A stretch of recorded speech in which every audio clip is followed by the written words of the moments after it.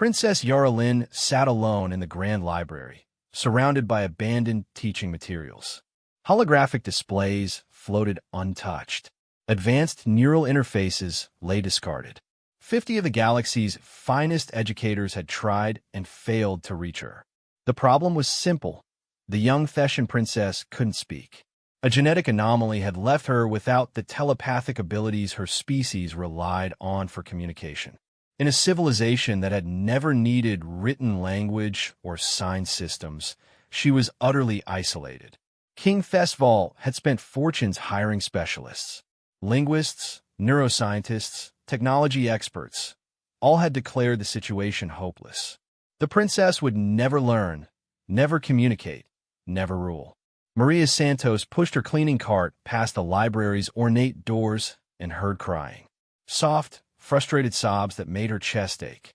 She peeked inside.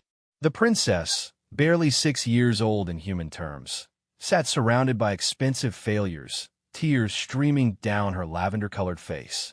Maria knew she shouldn't interfere. The royal family had made it clear. The teaching attempts were over. The princess would live out her life in comfortable isolation. But Maria had a daughter back on Earth. She knew that sound. That was the cry of a child who wanted desperately to learn, but couldn't find anyone who spoke her language. She knocked softly and entered. The princess looked up, startled. Maria smiled and held up her cleaning gloves. Then she did something the tutors never had. She sat down on the floor at the princess's level. From her pocket, Maria pulled out a marker. She drew a simple face on her right index finger. 2 dots for eyes, a curved line for a smile. Then another face on her left finger, this one with a frown. The princess watched, curious. Maria made the happy finger puppet bounce. Then she made it touch the sad puppet. The sad puppet's frown slowly turned upward, becoming happy too. For the first time in months, Princess Yaralyn smiled. Over the following weeks, Maria came during her breaks. She brought markers, fabric scraps, bits of colored paper. Together, they created an entire cast of finger puppets. Each one had a personality, a story, but more importantly, each one had meaning.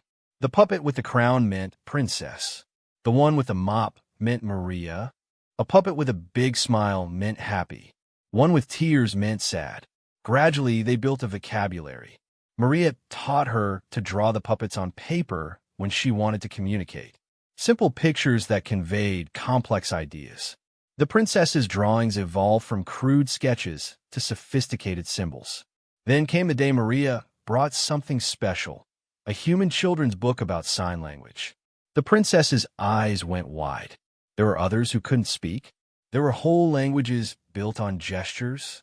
Within months, Princess Yaralyn was fluent in 3 human sign languages and had begun creating her own, one that worked with Theshan physiology.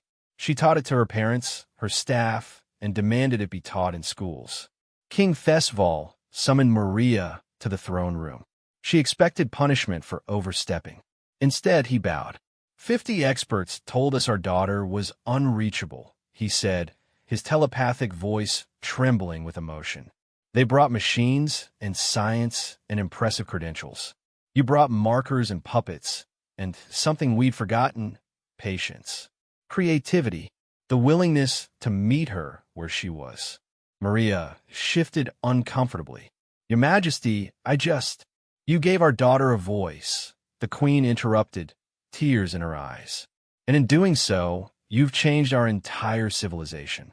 We never considered that communication could exist beyond telepathy. Your humanity taught us we were wrong. Princess Yaralyn ran forward and hugged Maria's legs. Then she signed, in a language they'd created together. Thank you for seeing me. Maria knelt and signed back. You were always worth seeing. Later, as Maria returned to her cart, she passed the Hall of Records where they were already installing the kingdom's first written language, a hybrid of Theshan symbols and human sign language, developed by a 6-year-old princess and her janitor friend. Sometimes, Maria thought, the most sophisticated solution wasn't the right one. Sometimes you just needed finger puppets and someone willing to sit on the floor with a lonely child. Sometimes being human meant remembering that connection mattered more than credentials.